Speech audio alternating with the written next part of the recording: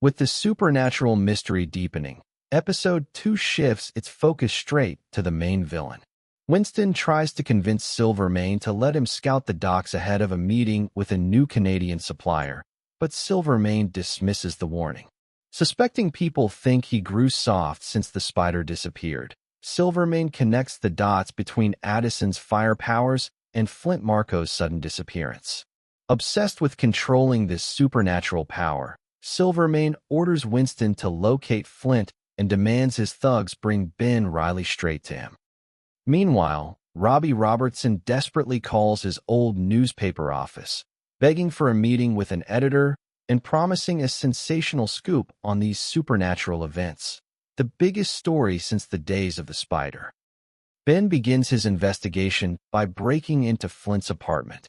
Inside, he uncovers an old wartime photograph revealing that Flint and Addison served in the military together.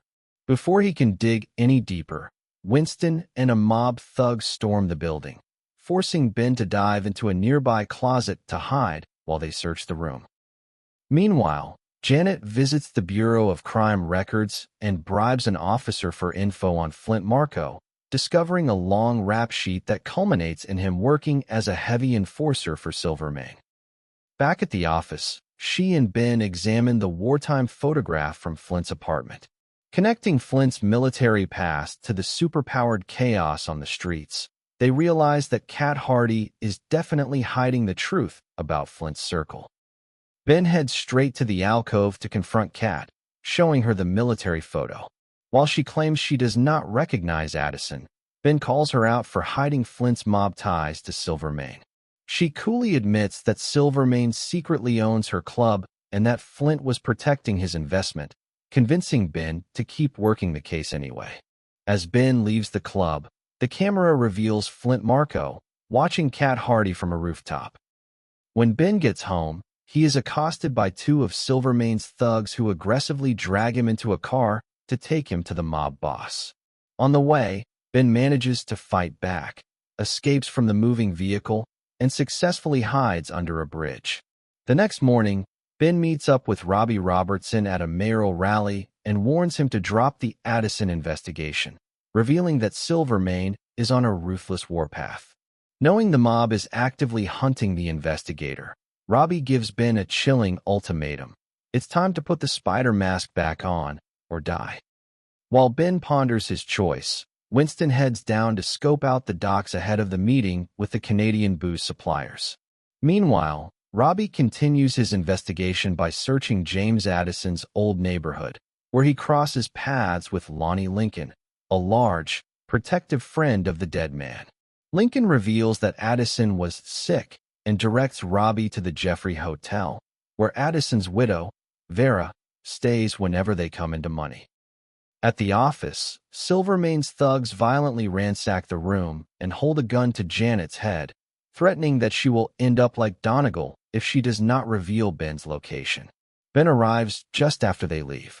Shaken and traumatized by the threat to her life, Janet reminds Ben that she has waited 5 years for him to pull himself together after Ruby's death, but she has officially had enough. She quits on the spot, stating she cares for him but refuses to die for him. Driven to action, Ben disguises himself as a plumber named Pete to gain access to a young couple's apartment, his own former residence. In the bathroom, he smashes a hole in the bathroom wall and takes out a briefcase which has the spider's mask. At the Jeffrey Hotel, Robbie confronts Vera Addison. Pointing out her expensive new clothes, Robbie pressures her into talking. She admits that James suddenly discovered his innate talent for setting fires 6 months ago, but she fiercely refuses to reveal who actually hired him to assassinate Silvermane. At the same time, Lincoln meets up with a rapidly deteriorating Flint Marko at a rundown theater. When Lincoln breaks the news of Addison's death, a partially transformed Flint reveals his shifting sand sickness is getting worse. Recalling the medical experimentation they both endured, Flint notes that their biological clocks are ticking faster, and the two decide to stick together. Down at the docks, Winston gives Silvermane the all-clear to drive down. Before the mob boss can arrive, the spider ambushes the pier, utilizing his old web-slinging and combat abilities to swiftly dismantle Silvermane's entire security force. The Spider corners the crime lord and explicitly warns Silvermane that Ben Reilly knows absolutely nothing about the assassination plot, delivering a final, lethal ultimatum to leave the detective and his people alone.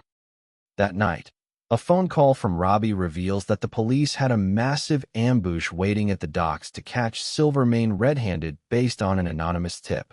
While a dozen mobsters are being rounded up in a bloody police raid, Silvermane completely escaped the dragnet solely because the Spider delayed him.